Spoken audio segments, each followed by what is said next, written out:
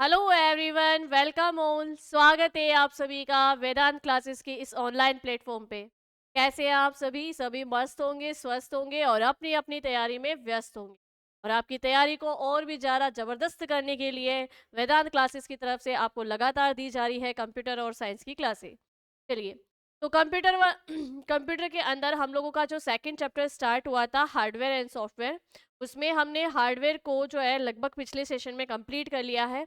Hardware के अंदर हमने लाइक इनपुट डिवाइस कंप्लीट कर ली, आउटपुट डिवाइस कंप्लीट कर ली, प्रोसेसिंग एंड जो हमारी मेमोरी डिवाइस थी वो सभी कंप्लीट कर ली। आज का जो सेशन रहने वाला है वो रहने वाला है सॉफ्टवेयर के अंदर। तो सबसे पहली चीज़ तो हम देखेंगे कि भाई सॉफ्टवेयर कहते किसे हैं और सॉफ्टवेयर क्यों जो है एक सिस्टम के लिए बहुत ज़्यादा ज़रूरी है।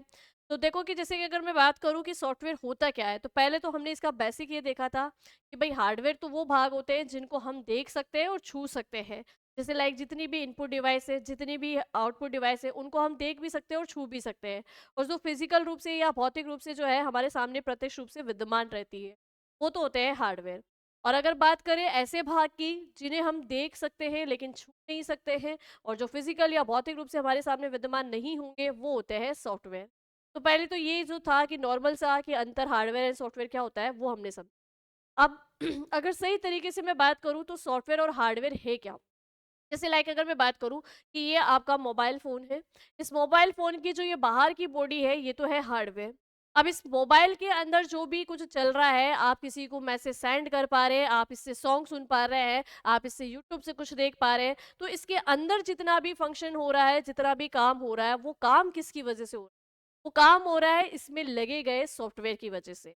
तो भाई सॉफ्टवेयर ही है जो किसी भी हार्डवेयर को रन करता है, मतलब कोई भी हार्डवेयर अगर काम करेगी, उसको काम कराने का काम भी कौन करेगा? भाई सॉफ्टवेयर करेगा। तो एक तरीके से हम मान सकते हैं कि हार्डवेयर जो है वो एक शरीर है, एक बॉडी है। और उसके अंदर अगर हम सॉफ्टवेयर की बात करें तो सॉफ्टवेयर उसकी आत्मा होती है, उसकी सोल होती है। तो भाई हार्डवेयर और सॉफ्टवेयर का संबंध क्या है, हार्डवेयर और सॉफ्टवेयर एक दूसरे से कैसे कनेक्ट है, वो आपको समझ में आ गया। जैसे बिना आत्मा के, बिना सोल के हमारा शरीर किसी भी काम का नहीं है, उसी तरीके से अगर बिना सॉफ्टवेयर के भाई हमारा कंप्यूटर सिस्टम भी जो है वो किसी काम का नहीं है। तो कंप्यूटर में सॉफ्टवेयर तो होना बहुत ही ज़रूरी है। ऐसे समझ लो कि कंप्यूटर के जितने भी पार्ट्स हैं, लाइक जैसे कि हम बात करें कीबोर्ड, माउस, प्रिंटर, प्रोजेक्टर वगैरह, ये सब कुछ, ये सब भी कैसे काम करेंगे, इनको काम कराने वाला कौन है। भाई हम कैसे कहें प्रिंटर को कि भाई प्रिंटर जो है फटाफट से प्रिंट करके निकाल दे, है ना। प्रिंटर तो अपने कहने से तो प्रिंट निकालेगा नहीं। आप कंप्यूटर के अंदर कोई ना कोई ऐसी कमांड डालोगे जिससे उसको, प्रिंटर को समझ में आएगा कि मुझे ये काम करना है, मुझे प्रिंट निकाल के देनी। तो जैसे शॉर्टकट की आप यूज करते हो कंट्रोल कंट्रोल प्लस पी बोलते ही, control P plus P command देते ही प्रिंटर को एक निर्देश मिल जाता है कि मुझे जो है इस सॉफ्ट कॉपी की हार्ड कॉपी निकाल के देनी है। तो जितनी भी हमारी इनपुट आउटपुट डिवाइस है या जितनी भी हमारी हार्डवेयर डिवाइस है, उनको कंप्यूटर में काम करवाना, उनसे काम करवाना, ठीक है, ये काम करवाने के निर्देश जो है देता है, ये काम करवाने के निर्देश या ऑर्डर जो होते हैं वो किसके माध्यम से दिए जाते हैं? वो दिए जाते हैं सॉफ्टवेयर के माध्यम से। एक तरीके से मैं अगर सॉफ्टवेयर के बारे में बात करूं, तो आज का हमारा सेशन सॉफ्टवेयर के ऊपर ही रहने वाला है। तो सॉफ्टवेयर के लिए अगर हम बात करें, तो भाई सॉफ्टवेयर के लिए हम ये कह सकते हैं कि सॉफ्टवेयर जो है बेसिकली किसी, अगर हम बात करें कंप्यूटर के अंदर, पहली चीज़ तो कि विदाउट सॉफ्टवेयर हमारा कंप्यूटर सिस्टम कुछ भी काम नहीं करेगा। तो हम पढ़ेंगे किसके बारे में भाई? हम पढ़ेंगे सॉफ्टवेयर के बारे में। सॉफ्टवेयर को अगर कंप्यूटर की भाषा के अकॉर्डिंग देखें तो सॉफ्टवेयर क्या है? प्रोग्रामों का समूह है। फिर क्या है भाई? प्रोग्रामों का समूह है। तो सॉफ्टवेयर को सबसे पहले कि प्रोग्रामों का समूह, प्रोग्रामों का समूह सॉफ्टवेयर कहलाता है। ठीक है, प्रोग्रामों का समूह जो है वो सॉफ्टवेयर कहलाता है। ठीक है, चलिए अब बात करें कि सॉफ्टवेयर को हम कह सकते हैं कि जैसे कि लाइक अगर बात करूं मैं हार्डवेयर की, तो हार्डवेयर तो क्या हो गई भाई? हार्डवेयर तो एक शरीर हो गया है। ठीक है, अब इस शरीर को काम कैसे करवाएगा, कौन इससे काम करवाएगा? तो भाई जैसे कि अगर हम बात करें सॉफ्टवेयर की, सॉफ्टवेयर लाइक एज ए एक आत्मा यानी सोल के रूप में काम हो गया। ठीक है? तो भाई बिना आत्मा के जैसे शरीर काम नहीं कर सकता, वैसे ही सॉफ्टवेयर के बिना हार्डवेयर भी काम नहीं कर सकता। और अगर मैं बात करूँ तो जैसे कि अगर हार्डवेयर है तो हार्डवेयर को हम इंजन मान सकते हैं। क्या मान सकते हैं भाई? इंजन मान सकते हैं।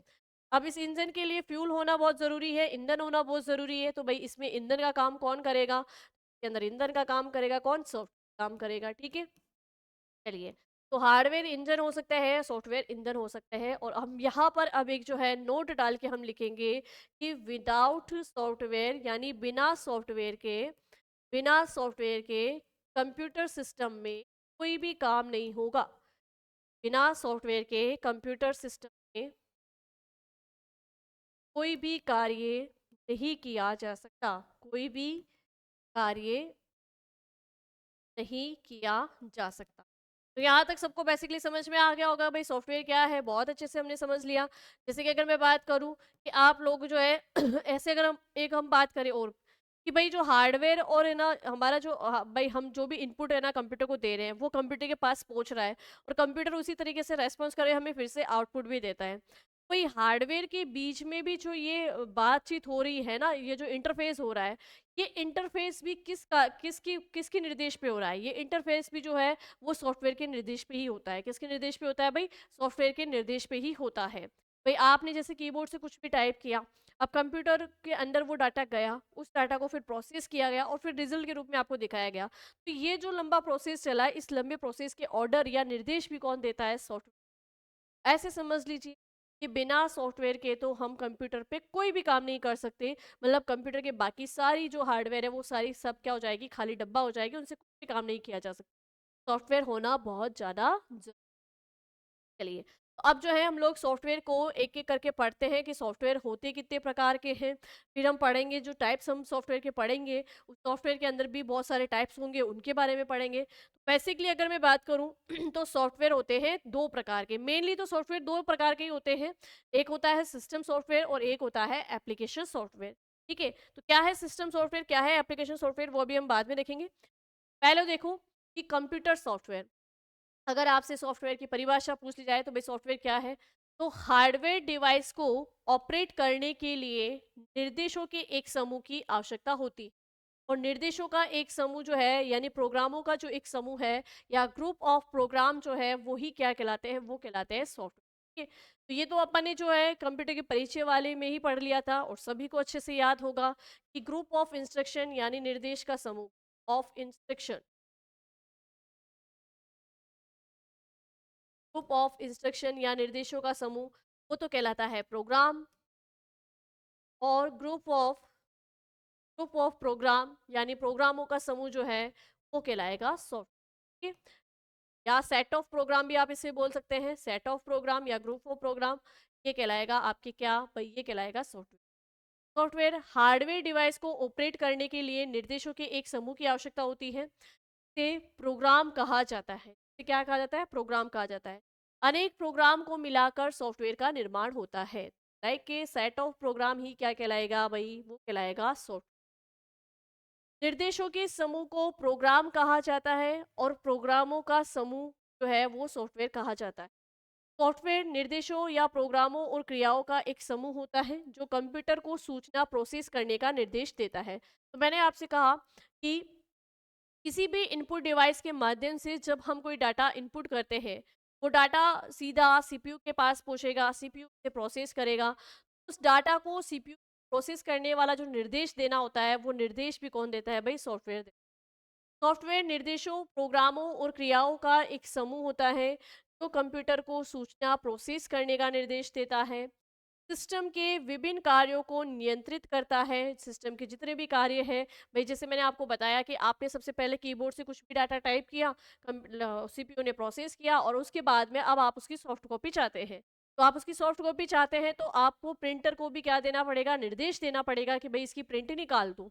तो यहाँ पर कि सीपीयू के द्वारा किया गया डाटा प्रोसेस डाटा को आप सॉफ्ट कॉपी के रूप में प्रिंटर से निकालना चाहते हैं। तो यहाँ पर इस कार्य को भी कंट्रोल करने का कार्य कौन करेगा भाई? इस कार्य को भी कंट्रोल करने का कार्य करता है सॉफ्टवेयर।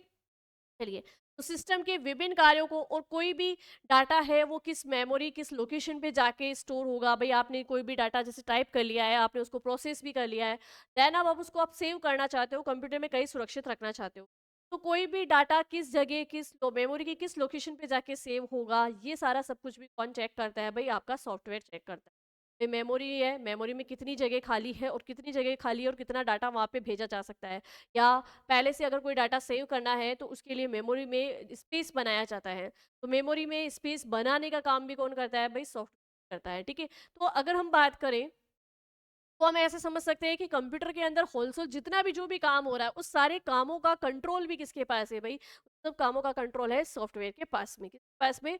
सॉफ्टवेयर के पास में। अब यहाँ पर एक चीज ध्यान रखना कि भाई कंप्यूटर के अंदर सारी क्रियाओं को ऑपरेट या सारी डाटा को प्रोसेस करने का काम सीपीयू जरूर करता है, लेकिन सीपीयू को भी ऑर्डर दिए जाते हैं और वो ऑर्डर देने वाला काम करने वाला कौन है भाई? सॉफ्टवेयर है, ठीक है।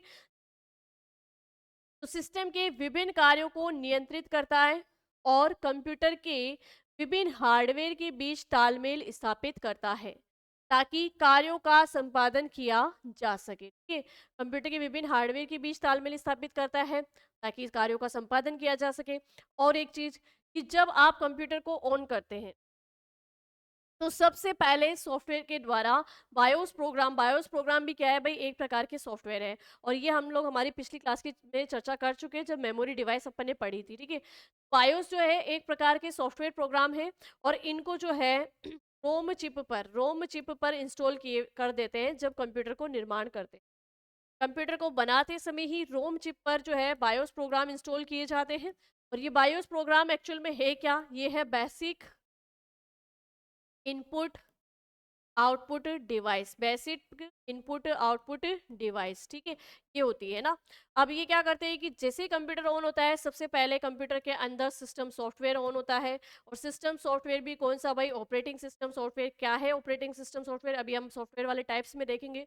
तो ये ऑपरेटिंग सिस्टम सॉफ्टवेयर जो है ये सबसे पहले बायोस प्रोग्राम को रन करते हैं और बायोस प्रोग्राम के द्वारा ही सबसे पहले इनपुट आउटपुट डिवाइस को चेक किया जाता है।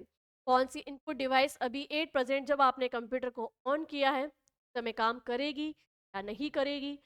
कौन सी आउटपुट डिवाइस इस समय काम करने के लिए तैयार है या नहीं है? इसलिए सारी इनपुट आउटपुट डिवाइस को चेक किया जाता है बायोस प्रोग्राम के द्वारा। तो सॉफ्टवेयर ही है सारी हार्डवेयर को पहले चेक करता है कि भाई हार्डवेयर की कौन सी हार्डवेयर है जो अभी सॉफ्टवेयर के नियंत्रण में है, जो काम करने के लिए तैयार है, और कौन सी ऐसी हार्डवेयर है जो बंद है। अगर जो हार्डवेयर बंद है और काम नहीं करेगी उसके लिए सॉफ्टवेयर जो है पहले से ही हमारी मॉनिटर स्क्रीन पे जो है एक इंस्ट्रक्शन दे देता है, एक निर्देश दे देता है कि भाई ये जो आपकी हार्डवेयर की है या आपकी जो ये इनपुट या आउटपुट डिवाइस है ये अभी 8% काम करने के लिए रेडी नहीं है या खराब है, ऐसा सारा इंस्ट्रक्शन वहाँ पे लिख दिया जाता है। एक तरीके से सारी हार्डवेयर को कंट्रोल करने का काम भी किसका है? वही सॉफ्टवेयर का है, ठीक।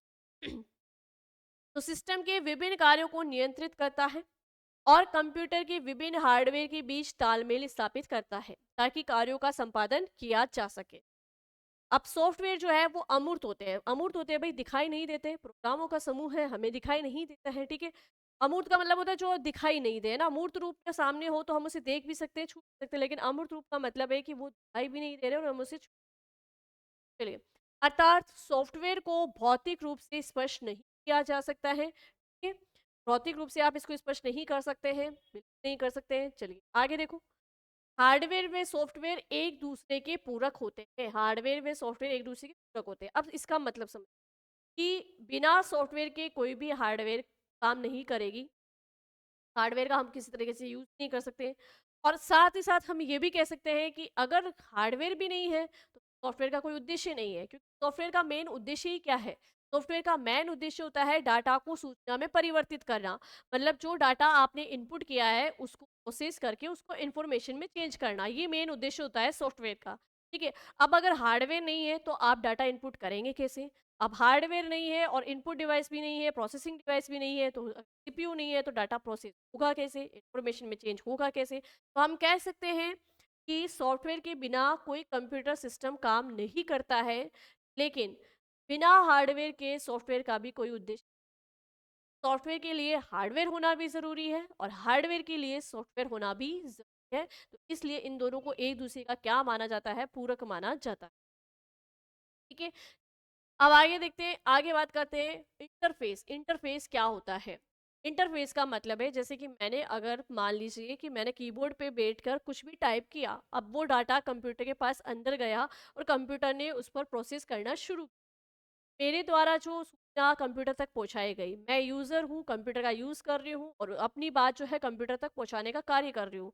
और कंप्यूटर के पास जब वो मेरी बात पहुंच गई है तो कंप्यूटर आउटपुट के रूप में, रिजल्ट के रूप में मुझे कुछ प्रदर्शित करेगा, लेकिन उसके उससे पहले वो मेरे द्वारा दिए गए निर्देशों को प्रोसेस करेगा। वहाँ पे प्रोसेस भी वो किसके कारण करेगा भाई, सॉफ्टवेयर के कारण करेगा। एक तरीके से हार्डवेयर और सॉफ्टवेयर के बीच का जो ये तालमेल है, या हम यूँ कह दें कि यूज़र द्वारा अपनी बात कंप्यूटर को समझाना और कंप्यूटर द्वारा अपनी बात यूज़र को समझाना, ये जो इनके आपसी बीच बातचीत होती है, कहते हैं इंटरफेस। क्या कहते हैं? इंटरफेस। ठीक है? चलिए, तो हार्डवेयर एवं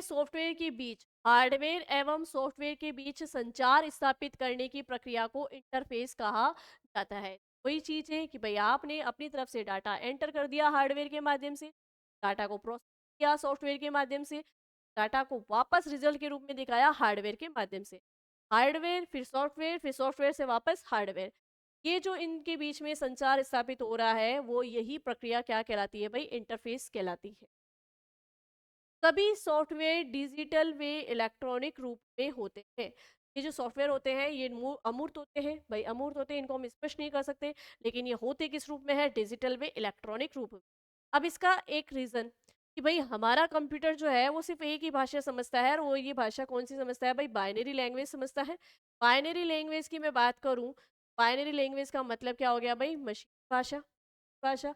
और जो भी है ना कंप्यूटर के अंदर डाटा या कोई भी कार्य इस मशीन भाषा के द्वारा ही होता है। तो एक तरीके से हम कह सकते हैं कि डिजिटल रूप में कार्य हो रहा है। किस रूप में कार्य हो रहा है भाई? डिजिटल फॉर्म में कार्य हो रहा है। तो जो प्रोग्राम होते हैं, वो प्रोग्राम क्या करते हैं? प्रोग्रामों का समूह बनता है, और प्रोग्रामों का समूह ही क्या कहलाता है? सॉफ्टवेयर। सभी प्रोग्राम जो है वो जो है डिजिटल रूप में ही लिखे जाते हैं। सभी प्रोग्रामों को इसी भाषा में लिखा जाता है, 0 1 की कोडिंग में कोडिंग किया जाता है, और इसको हम कह सकते हैं डिजिटल रूप या डिजिटल फॉर्म कह सकते हैं। सभी प्रोग्राम डिजिटल फॉर्म में होते हैं, इलेक्ट्रॉनिक में होते हैं, इसलिए फिर भी क्या होंगे भाई? डिजिटल या इलेक्ट्रॉनिक। अब सॉफ्टवेयर के उद्देश्य की बात की जाए, तो सॉफ्टवेयर का प्राथमिक उद्देश्य क्या है, ये मैं आपको बता चुकी हूँ। डाटा को इंफॉर्मेशन में चेंज करना। ठीक है भाई, कंप्यूटर में कोई भी आप काम कर रहे हो, उसमें एक ही काम हो रहा है। काम यही हो रहा है कि आप सबसे पहले डाटा इनपुट करते हैं, फिर उसका प्रोसेस होता है, प्रोसेस होने के बाद उसको इन्फॉर्मेशन में चेंज किया जाता है। यही काम है कंप्यूटर का मेन। तो ठीक है, और इस मेन काम के लिए मेन काम को पूरा करने के लिए किसको बिठाया गया है भाई? इसको बिठाया गया है सॉफ्टवेयर।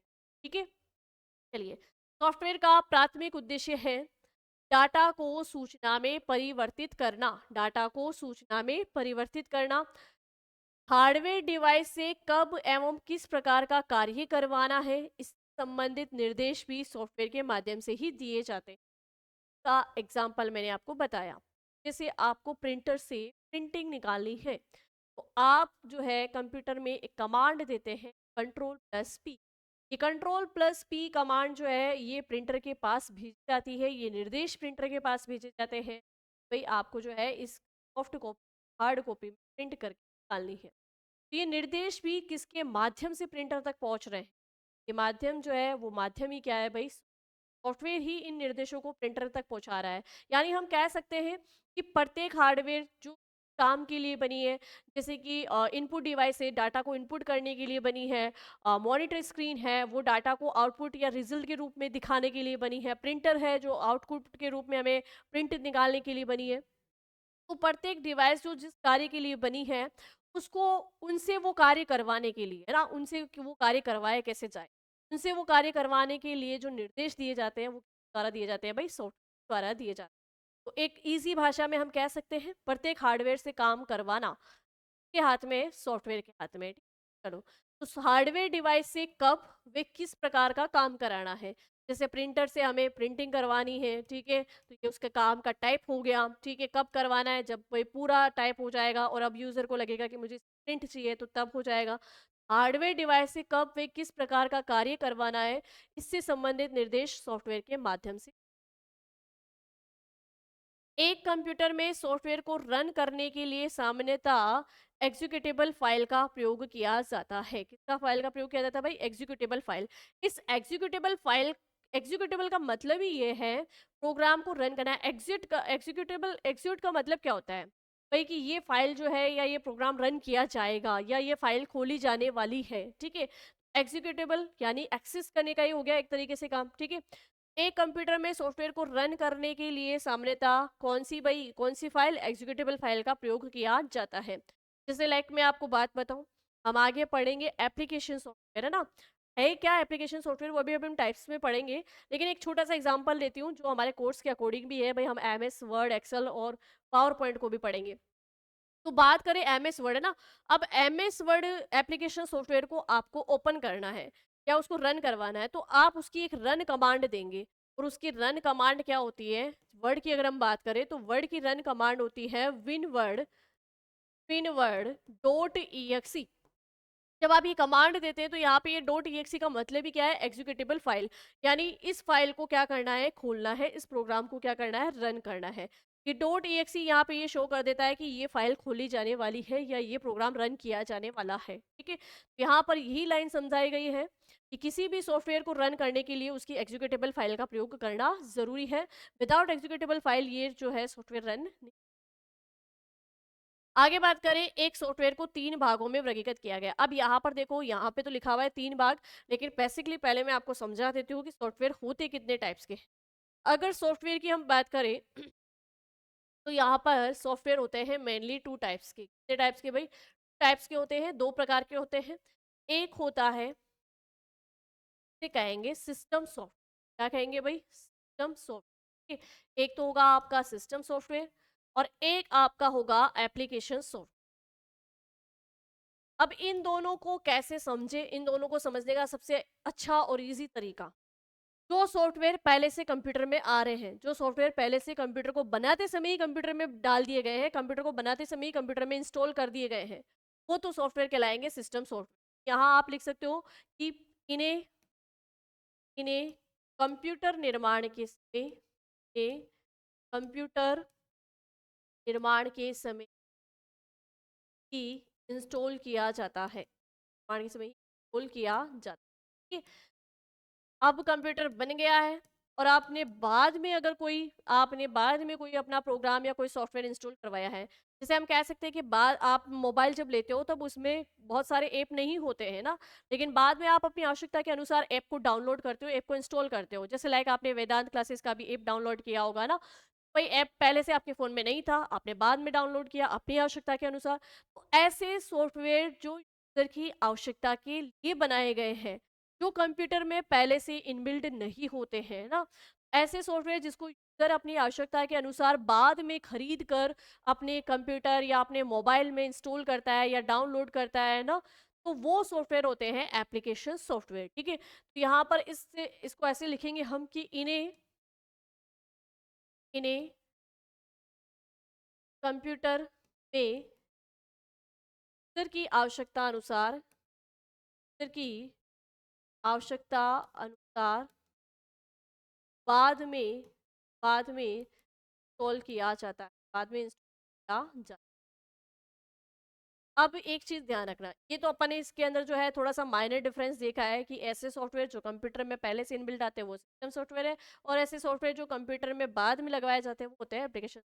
अब इनका मेजर डिफरेंस क्या है, मेजर डिफरेंस ये है कि सिस्टम सॉफ्टवेयर के बिना कंप्यूटर काम नहीं करेगा। भाई इनको कंप्यूटर के निर्माण के समय ही क्यों डाल रहे हैं, भाई सिस्टम से काम करवाना है हमें, तो सिस्टम से काम करवाने के लिए मेन अगर हम बात करें तो उसके नींव के रूप में जो सॉफ्टवेयर यूज किए जाते हैं वो होते हैं सिस्टम। कंप्यूटर में पहले से ही ये सॉफ्टवेयर आते हैं तभी जाके हमारा कंप्यूटर काम करता है। जैसे लाइक मैंने एक एग्जांपल दिया था आपको, ऑपरेटिंग सिस्टम। ये ऑपरेटिंग सिस्टम सॉफ्टवेयर जो है ये ऑलरेडी हमारे कंप्यूटर में पहले से होता है, और इसी की वजह से सारी हार्डवेयर डिवाइस को क्या किया जाता है, कंट्रोल किया जाता है, उनसे काम करवाया जाता है। तो ये ऑपरेटिंग सिस्टम सॉफ्टवेयर जो है एक प्रकार का सिस्टम सॉफ्टवेयर, क्या है भाई, सिस्टम सॉफ्टवेयर। ठीक है, अब ये ऑपरेटिंग सिस्टम सॉफ्टवेयर अगर नहीं होगा तो हमारा कंप्यूटर सिस्टम काम नहीं करेगा। जैसे लाइक मैंने आपको कहा था, मोबाइल का एग्जांपल देके मैंने आपको बताया था कि मोबाइल की जो बाहर वाली ये बॉडी है ये तो हार्डवेयर है, लेकिन इसके अंदर कोई भी काम जब होगा जब इसके अंदर कोई सॉफ्टवेयर होगा ना, तो सॉफ्टवेयर तो मस्ट है किसी भी हार्डवेयर को काम करवाने के लिए, कि कोई हार्डवेयर चले काम करे, है ना। तो भाई वो हार्डवेयर चलेगी किसके कारण, जब उसके अंदर सिस्टम सॉफ्टवेयर होंगे। क्या होंगे, हम लिख सकते हैं कि सिस्टम सॉफ्टवेयर जो है वो आवश्यक है किसके लिए, कंप्यूटर के लिए आवश्यक होता है। सिस्टम सॉफ्टवेयर जो है वो आवश्यक होता है कंप्यूटर के लिए, इसके बिना कंप्यूटर काम ही नहीं करेगा। लेकिन एप्लीकेशन सॉफ्टवेयर आवश्यक नहीं होते हैं। एप्लीकेशन सॉफ्टवेयर ज़रूरी नहीं है कि आपके फ़ोन में होंगे तो आपका फ़ोन काम करेगा। लाइक जैसे कि अगर मान लीजिए कोई भी आप ऐप डाउनलोड करते हो, वो ऐप आपने डाउनलोड किया, आपका कोई उद्देश्य होगा उसको खरीदने का। जैसे कि आप अगर कोचिंग कर रहे हैं, मतलब आप तैयारी कर रहे हैं, तो तैयारी के पर्पज़ से आपने उस ऐप को डाउनलोड किया होगा। लेकिन जैसे ही आपका एग्ज़ाम हो जाएगा, आपकी तैयारी हो जाएगी, आप जॉब लग जाओगे, देन आप क्या करोगे? फिर से आप उस ऐप को जो है अनइंस्टॉल कर दोगे, है ना? क्योंकि अब आपको लगता है कि ये मेरे काम का नहीं है, ठीक है? तो मतलब अब ऐसा ज़रूरी नहीं है कि उस ऐप को आपने जब उस ऐप को डाउनलोड करना आपकी मतलब बहुत ही ज़्यादा नीड है, कि भई ऐसा भी नहीं है कि वो ऐप डाउनलोड करोगे तो आपका फ़ोन काम करेगा या आपके फ़ोन में दूसरे काम होंगे या आपके कंप्यूटर में दूसरे काम होंगे। आप वो ऐप जब तक डाउनलोड नहीं कर रहे थे तब भी आपका कंप्यूटर, आपका फ़ोन काम कर रहा था, ठीक है? तो वो ऐसे सॉफ्टवेयर जिनकी ज़्यादा आवश्यकता नहीं है, वो होते हैं एप्लीकेशन सॉफ्टवेयर, या हम यूँ कह दें कि यूज़र की आवश्यकता के आधार पे जो बाद में इंस्टॉल किए जाते हैं, वो होते हैं एप्लीकेशन सॉफ्टवेयर। हम यहाँ लिख सकते हैं कि इनकी इनकी ज़्यादा आवश्यकता ज़्यादा आवश्यकता ठीक है। तो भाई यहाँ से क्वेश्चंस पुटअप हो सकता है, ऐसा कौन सा सॉफ्टवेयर है जिसके बिना कंप्यूटर नहीं चल सकता या जिसके बिना कोई भी हार्डवेयर जो है वो काम नहीं करेगी। तो उसके लिए आपका आंसर क्या आना चाहिए? उसके लिए आपका आंसर आना चाहिए सिस्टम सॉफ्टवेयर। क्या आना चाहिए भाई? सिस्टम। चलिए, तो मेनली अगर बात करूँ तो सॉफ्टवेयर ये 2 प्रकार के ही होते हैं, system software and application software. लेकिन मतलब हमारी सहूलियत के लिए कि हम याद करें, हम पढ़ें, तो हमें थोड़ा एक सॉफ्टवेयर की और नॉलेज होनी चाहिए। दूसरा अगर हम बात करें कि इन दोनों सॉफ्टवेयर के बीच की कड़ी कह दो आप, बीच की कड़ी तो नहीं कहेंगे, बट हाँ, इन दोनों सॉफ्टवेयर की देख-रेख के लिए जो ऐसे सॉफ्टवेयर बने हुए हैं। तो इन दोनों सॉफ्टवेयर की देख-रेख के लिए अगर मैं बात करूँ तो एक सॉफ्टवेयर और आता है जिसका नाम आता है यूटिलिटी सॉफ्टवेयर। क्या होता है भाई? Utility software. एक तीसरा टाइप सॉफ्टवेयर का और होता है utility software. Basically utility software system software का ही भाग होता है। Basically utility software system software का ही भाग होता है, लेकिन हम पढ़ने की दृष्टि से, हम याद रखने की दृष्टि से और इसके जो इसके वर्क होते हैं, जैसे कंप्यूटर की देख-रेख करना, कंप्यूटर के भागों की मरम्मत करना, है ना? तो एक तरीके से सिस्टम की उपयोगिता बढ़ा देता है ये, है ना? तो इसके और उसकी कार्यक्षमता में वृद्धि कर देता है। इसलिए यूटिलिटी सॉफ्टवेयर को जो है हम एक अलग से सॉफ्टवेयर के रूप में भी पढ़ेंगे। उस आधार पे सॉफ्टवेयर के प्रकार अगर जो है यहाँ पे जो मैंने लिखे हैं कि एक सॉफ्टवेयर को 3 भागों में वर्गीकृत कर सकते हैं, तो ये हम लोग मतलब पढ़ने की दृष्टि से हमारे लिए ईज़ी रहे, इसलिए मैंने यहाँ लिखा है कि सॉफ्टवेयर भागों में विभाजित किया जा सकता है। बाकी मेनली सॉफ्टवेयर होते कितने प्रकार के हैं? 2 प्रकार के होते हैं। चलिए अब यूटिलिटी सॉफ्टवेयर, ये यूटिलिटी सॉफ्टवेयर क्या करेगा? भई ये यूटिलिटी सॉफ्टवेयर जो है कंप्यूटर सिस्टम की देख-रेख करता है, या हम यूँ कह दें कि इस सिस्टम सॉफ्टवेयर का ये सिस्टम सॉफ्टवेयर सही ढंग से कार्य करे, उसके लिए यूटिलिटी सॉफ्टवेयर है। कोई भी एप्लीकेशन सॉफ्टवेयर भी सही ढंग से कार्य करे तो उसके लिए भी यूटिलिटी सॉफ्टवेयर। क्या है यूटिलिटी सॉफ्टवेयर? वो भी हम आगे और देखेंगे। यहाँ पर सॉफ्टवेयर कितने प्रकार के भाई? 3 प्रकार के, सिस्टम सॉफ्टवेयर, एप्लीकेशन सॉफ्टवेयर और यूटिलिटी सॉफ्टवेयर। सिस्टम सॉफ्टवेयर जो कंप्यूटर के निर्माण के समय इंस्टॉल किए जाते हैं, जो कंप्यूटर के लिए बहुत आवश्यक होते हैं, विदाउट इसके कंप्यूटर काम नहीं करेगा। और एप्लीकेशन सॉफ्टवेयर जो यूजर की आवश्यकता अनुसार लगवाए जाते हैं, जो आवश्यक नहीं है कि कंप्यूटर में होना जरूरी हो। और यूटिलिटी सॉफ्टवेयर जो इन दोनों सॉफ्टवेयर की क्या करे? देखरेख करे, मरम्मत करे और सॉफ्ट कंप्यूटर सिस्टम की जो है कार्यक्षमता में वृद्धि करे। तो ये ऐसे 3 टाइप के ये हमारे जो है सॉफ्टवेयर हमें पढ़ना है। और बेसिकली ये यूटिलिटी सॉफ्टवेयर होता किसका पार्ट है भाई? ये सिस्टम सॉफ्टवेयर का ही भाग होता है। अब यहाँ पर देखो एक क्वेश्चन और कि इन तीनों में से कौन सा सॉफ्टवेयर जो है बाकी सभी सॉफ्टवेयर को प्लेटफॉर्म प्रदान करता है? अब देखो कि अगर बात करूं, मैंने कहा कि अगर ये सिस्टम सॉफ्टवेयर आपके मोबाइल में नहीं है तो आपके मोबाइल का कोई काम नहीं है, आपके कंप्यूटर का कोई काम नहीं है, मतलब कोई भी हार्डवेयर जो है विदाउट सिस्टम सॉफ्टवेयर काम नहीं करेगी। एटलीस्ट अगर आप कभी एप्लीकेशन सॉफ्टवेयर यानी कोई ऐप भी डाउनलोड करोगे तो उस ऐप के लिए भी आपके फ़ोन में होना क्या ज़रूरी है? सिस्टम सॉफ्टवेयर होना ज़रूरी है। तो हम कह सकते हैं कि बाकी सभी सॉफ्टवेयर को प्लेटफ़ॉर्म प्रदान करने का काम भी कौन करता है? सिस्टम सॉफ्टवेयर करता है। ठीक है? तो यहाँ पर हमने जो है सॉफ्टवेयर के तीनों टाइप्स देख लिए। अब एक-एक करके हम इनकी थोड़ी डिटेल देखते हैं। चलो, सॉफ्टवेयर होते हैं 3 प्रकार के, सिस्टम सॉफ्टवेयर, एप्लीकेशन सॉफ्टवेयर और यूटिलिटी सॉफ्टवेयर। तो सबसे पहले हम पढ़ेंगे सिस्टम सॉफ्टवेयर। सिस्टम सॉफ्टवेयर का कार्य क्या है? मेन डेटा को सूचनाओं में परिवर्तित करना, यानी डाटा को इंफॉर्मेशन में चेंज करना, डाटा को इंफॉर्मेशन में, कोई भी कंप्यूटर हो, है ना, उस और या कोई भी मशीन हो, ठीक है। अब उसमें जब भी आप कोई काम करते हो तो पहला ही काम यही है डाटा को इंफॉर्मेशन में चेंज करना, ठीक है। डाटा को प्रोसेस किया गया और उसको इंफॉर्मेशन में चेंज किया गया। तो सिस्टम सॉफ्टवेयर का मेन कार्य क्या है? डाटा को सूचना में परिवर्तित करना। इस प्रकार के सॉफ्टवेयर मुख्यतः एक हार्डवेयर से संबंधित होते हैं। हार्डवेयर से संबंधित है भाई, क्योंकि इस ऐसे सॉफ्टवेयर जो एक हार्डवेयर पे काम कर ले तो फिर वो दूसरे हार्डवेयर पे काम नहीं कर पाएंगे। कुछ ऐसे सॉफ्टवेयर भी होंगे जो एक से अधिक हार्डवेयर पे काम कर सकते हैं, ठीक है। इस प्रकार के सॉफ्टवेयर मुख्यतः हार्डवेयर से संबंधित होते हैं जिनका प्रयोग एक हार्डवेयर को चलाने तथा इसकी कार्यप्रणाली को नियंत्रित करने के लिए किया जाता है। मैंने आपको बताया कि कीबोर्ड के द्वारा कोई भी डाटा इनपुट किया जाएगा, उसके निर्देश भी कौन देगा? भाई सॉफ्टवेयर देगा। और कोई भी आउटपुट डिवाइस द्वारा आउटपुट दिखाया जाएगा, उसके निर्देश भी कौन देगा? भाई सॉफ्टवेयर। तो भाई पूरी तरीके से हार्डवेयर को कंट्रोल करने वाला कौन है? भाई सिस्टम सॉफ्टवेयर। सिस्टम सॉफ्टवेयर से ऐसे सॉफ्टवेयर होते हैं तो अन्य कंप्यूटर सॉफ्टवेयर जैसे कि एप्लीकेशन सॉफ्टवेयर को रन करने का एक प्लेटफॉर्म प्रदान करते हैं। यूटिलिटी सॉफ्टवेयर, एप्लीकेशन सॉफ्टवेयर, इन सबको भी कि भाई ये हमारे मोबाइल या कंप्यूटर में चल सके, इसके लिए हमारे कंप्यूटर में क्या होना ज़रूरी है? System soft. आगे देखते हैं और आगे देखिए, सिस्टम सॉफ्टवेयर कंप्यूटर तथा उपयोगकर्ता के बीच मध्यस्थता की भूमिका निभाता है। भाई कंप्यूटर और उपयोगकर्ता के बीच में कि भाई जैसे भी आपने मतलब यूजर के द्वारा अपनी बातचीत कोई भी कंप्यूटर तक पहुंचाई गई, आप किसके माध्यम से पहुंचाओगे? वो डिवाइस के माध्यम से।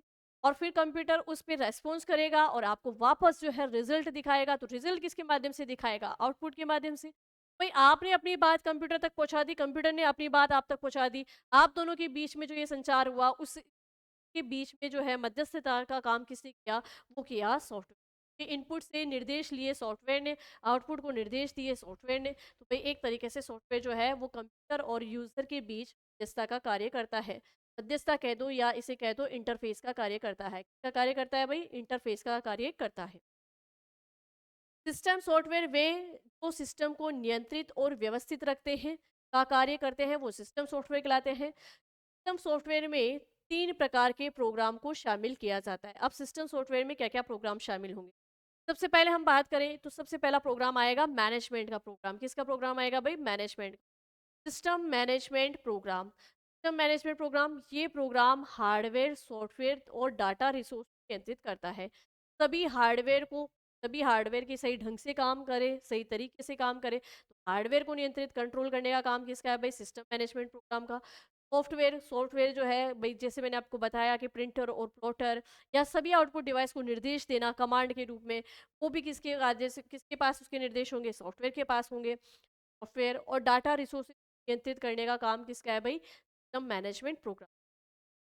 अब ऐसे सिस्टम सॉफ्टवेयर के अंदर सिस्टम मैनेजमेंट प्रोग्राम कौन कौन से हो सकते हैं? जैसे लाइक ऑपरेटिंग सिस्टम हो गया। विदाउट ऑपरेटिंग सिस्टम तो हमारा कंप्यूटर किसी भी तरह का कोई काम नहीं करेगा, ठीक है?